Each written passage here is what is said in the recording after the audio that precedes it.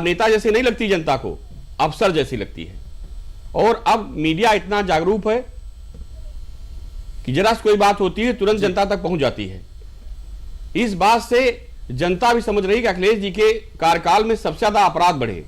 विकास तो थोड़ा बहुत किया उन्होंने, और हर गवर्नमेंट विकास करती है, लेकिन जो आपराधिक आंकड़ा बढ़ा और अपराधियों की भी देखिए जांच देखी जा रही है। अभी मंगेश यादव का एनकाउंटर हुआ, सारे चैनलों पर चर्चा हुई, उसमें भी जांच पूछी गई कि वो जो डिप्टी एसपी थे किस जात के थे, दरोगा सिपाही किस जात के थे। तो ये जातीय दंश अखिलेश जी के भविष्य को नष्ट करता हुआ जा रहा है। और उत्तर प्रदेश में फिर एक बार कहना चाह रहा हूं कि जात की राजनीति बहुत दिन नहीं चली है। मायावती जी आई, बहुजन समाज पार्टी का भी आरंभ जात से ही हुआ, आज हाशिए पे आ गई। समाजवादी पार्टी का भी शुभारंभ जात पे ही हुआ, हाशिए पे आ गई। भारतीय जनता पार्टी जो नारा है नरेंद्र मोदी जी का, सबका साथ सबका विकास सबका विश्वास, ये सत्य भी है, हम नहीं, पूरा प्रदेश देश कह रहा है कि आज राशन मिल रहा तो हर वर्ग को मिला है। वहां कोई हिंदू मुस्लिम सिख ईसाई नहीं है। जो सुविधाएं देश के नागरिकों को मिल रही हैं वो जात धर्म को हटा करके प्रत्येक नागरिक को मिल रही है। यही कारण है कि भारतीय जनता पार्टी का भविष्य अच्छा होता जा रहा है। और दूसरी बात, मैं मानता हूं कुछ ईश्वर भी भाजपा का साथ देता है। जैसे भी तत्कालीन जो घटनाएं हुई विदेश से लेकर के भारत में भी, बांग्लादेश की घटना को देख करके बहुसंख्यक समाज एकदम हतप्रद रह गया है। कोई भी उस पर चर्चा नहीं करना चाह रहा है। राजनेताओं की तो बोली नहीं निकल रही विपक्ष की।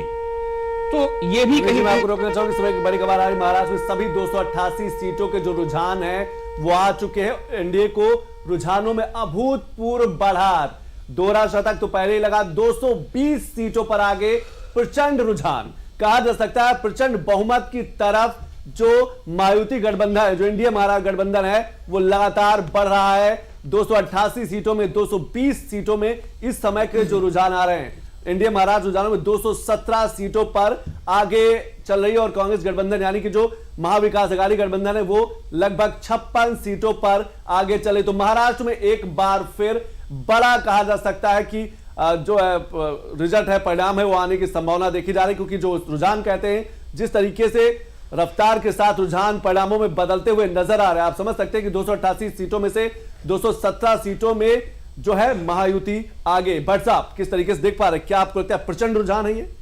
देखिए, 2025 में राष्ट्रीय स्वयं सेवक संघ के 100 वर्ष पूरे हो रहे हैं। तो ये बहुत बड़ा चुनौती का चुनाव था राष्ट्रीय स्वयं सेवक संघ के लिए।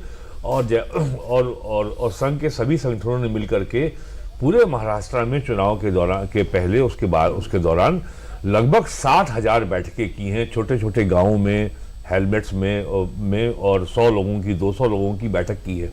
उसका ये परिणाम आपको सामने दिखाई पड़ रहा है और भारतीय जनता पार्टी को उसका सीधा लाभ मिलता दिखाई पड़ रहा है।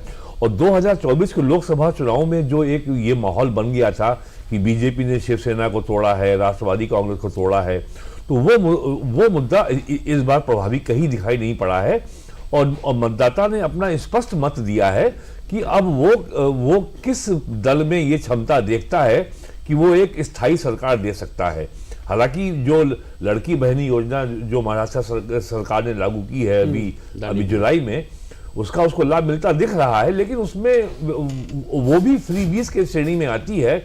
इस योजना को लागू करने में करीब 53-54 हजार करोड़ रुपए का सालाना खर्चा है।